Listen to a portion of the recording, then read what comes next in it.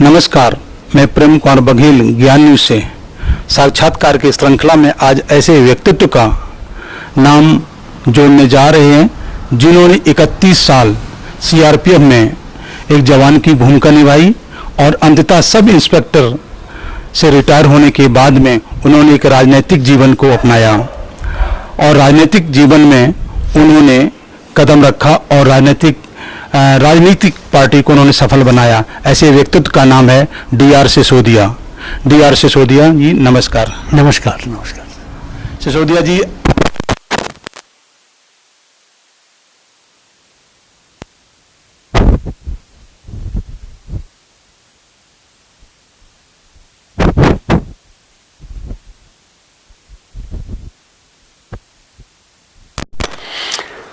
Actually party join नहीं की थी, हमने एक आंदोलन ज्वाइन किया था क्योंकि मन में था रिटायरमेंट के बाद कि अब समाज के लिए भी कुछ हमारी जिम्मेदारी बनती है, समाज का काम करें।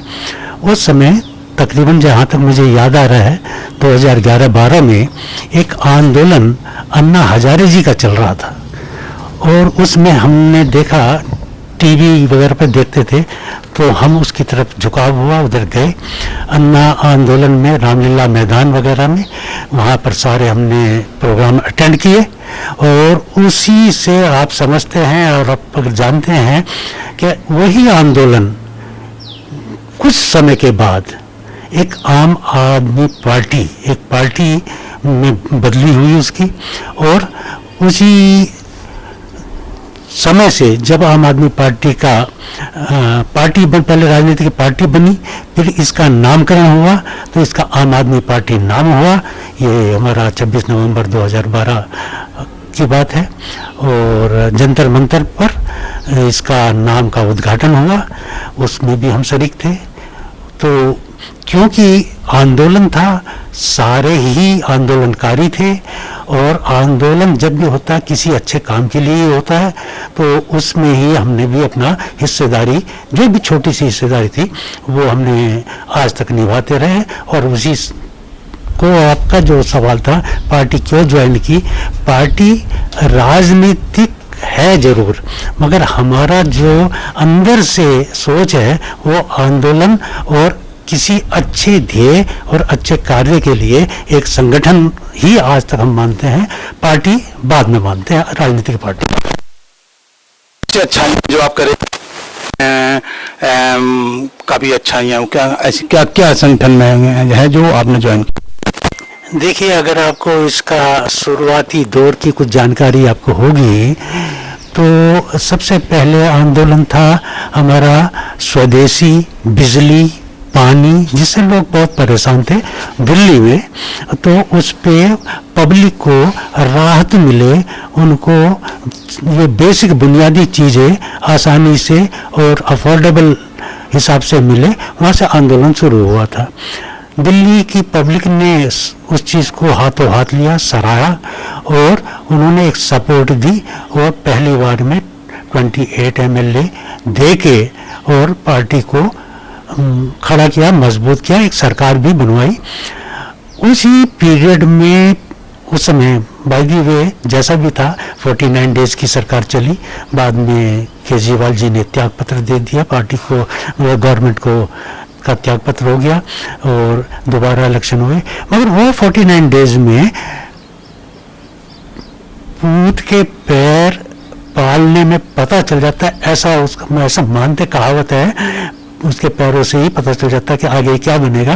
और 49 डेज में हमने इसकी बुनियादी चीज देख ली कि ये क्या कर सकते। सबसे बड़ा देश के अंदर विकास में भ्रष्टाचार बाधा बना हुआ है और वो चीज उस 49 डेज में खत्म हो गई थी। भ्रष्टाचार तो आम आदमी, पब्लिक, जहां भी सरकारी डिपार्टमेंट में, चाहे वो पुलिस महकमा हो, चाहे कोई रेवेन्यू का महकमा हो, चाहे कोई पब्लिक से जुड़े हुए राशन कार्ड के हों, बिजली के हों, पानी के महकमे हों, सब में बगैर कुछ ले दिए काम होते ही नहीं थे। तो यही भ्रष्टाचार होती है कि पब्लिक जहाँ भी जाती है, और उससे बगैर उसको जो भी सेवाएं सर्विसेज हैं जो गवर्नमेंट डिपार्टमेंट देती है, वो बगैर उसको कुछ लिए दिए मिल जाए तो भ्रष्टाचार समझ लो नहीं है।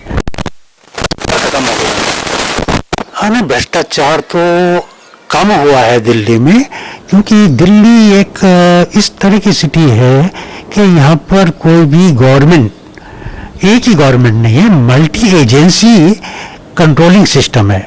अब यहाँ एमसीडी भी है, यहाँ पर डीडीए भी है, यहाँ पर हमारा आम आदमी पार्टी भी है, और इस तरह के और भी डिपार्टमेंट्स हैं जिसमें सरकार यानी केंद्र सरकार भी इन्वॉल्व है, राज्य सरकार भी इन्वॉल्व है, और एमसीडी भी इन्वॉल्व है। तो इसमें निगम पार्षद, एमएलए, एमपी, ये सभी हैं। तो एक चीज़, एक गवर्नमेंट का यहाँ पर, हाँ, ये गवर्नमेंट किसी एक छोटी स्टेट में होती तो शायद और कुछ कर पाती, जहाँ पूर्ण रूप से मतलब सारा कंट्रोल स्टेट गवर्नमेंट के हाथ में होता है। हमारे दिल्ली के अंदर तो वैसे ये 1/3 समझ लो, 1/3 पावर रखे हुए 1/3 ही डिपार्टमेंट है जितने भी, तो इसलिए अभी हाँ जितना इनके पास है उसमें काफ़ी कुछ सुधार हुआ है, भ्रष्टाचार नहीं है अभी।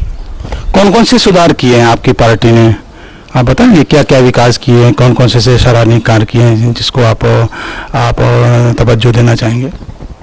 एक्चुअली शुरुआती दौर में जैसे मैंने बताया कि हमें पहले पता चल गया था कि पार्टी की आइडियोलॉजी, देखो किसी भी पार्टी, आम आदमी पार्टी, बीजेपी हो, कांग्रेस हो या और कोई भी पार्टी हो,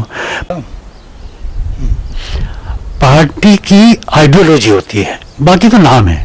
आइडियोलॉजी में हमने ये स्टडी की थी और देखा था कि ये पार्टी उस तरफ जा रही है या उस तरफ इसकी सोच जा रही है जहां से वास्तविक रूप से आपका उत्थान यानी पब्लिक का, जिसको हम विकास बोलते हैं, वो होगा। उसके लिए जहां तक इनका सबसे पहले मेरा मानना भी ये है कि शिक्षा किसी समाज के उत्थान के लिए, विकास के लिए पहली प्राथमिकता, पहला कदम, पहली सीढ़ी है। और शिक्षा पर इनका जो रोड मैप तैयार किया, वो रोड मैप पे चले 5 साल और उसको एक ऐसे मुकाम तक पहुंचा दिया जिसकी आज वर्ल्ड के अंदर उसकी सराहना हो रही है। और ये हम मेरे लिए, मेरे व्यक्तिगत तौर पर शिक्षा और स्वास्थ्य, जो कि हर नागरिक का अधिकार है, उसको किसी भी रूप में मिलना चाहिए और उनको देने का दायित्व किसी भी सरकार का है, और वो सरकार को वो चीज़ देनी चाहिए जो दिल्ली गवर्नमेंट पूरा कर रही है। स्वास्थ्य के क्षेत्र में क्या क्या कदम उठाए हुए हैं? स्वास्थ्य के क्षेत्र में तो अभी आप देख रहे हैं, और जितने भी हमारे कम से कम 45 के आसपास हमारे दिल्ली गवर्नमेंट के हॉस्पिटल्स हैं, छोटे बड़े, जिसमें हाई लेवल के भी हैं। और अगर उनको जोड़ दिया जाए, अभी मोहल्ला क्लिनिक को जोड़ दिया जाए, तो इस समय जो 1000 का टारगेट था, कम से कम 450 मोहल्ला क्लिनिक फंक्शनल है। कुछ समय ये बीच में आ गया, कोरोना का आ गया, तो इसमें थोड़ी रुकावटें हो गई।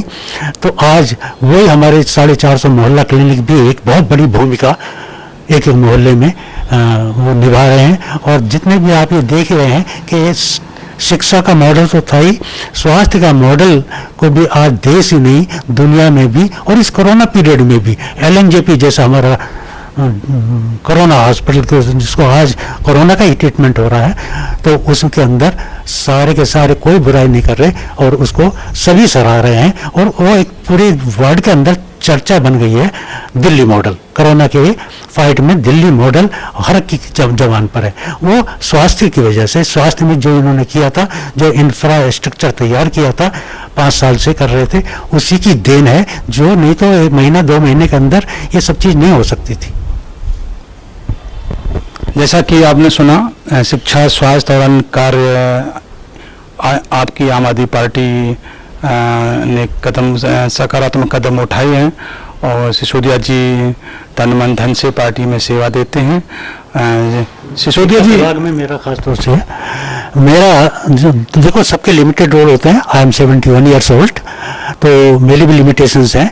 पहले हमने वार्ड अध्यक्ष 3 बार वार्ड के अध्यक्ष, उस समय नाम था वार्ड कोऑर्डिनेटर कहलाते थे, आजकल प्रेसिडेंट अध्यक्ष के नाम हो गए हैं। तो वो 3 बार हमने 2012 से निभाए। और जब हमने सोचा कि मुझसे बेहतर काम कोई कर सकता है, यंग चैप आ गए हमारे, तो उनको हम स्वेच्छा से उनको ट्रांसफ़र कर देते थे अपनी पोस्ट को, और फिर वार्ड फिर बना देती थी।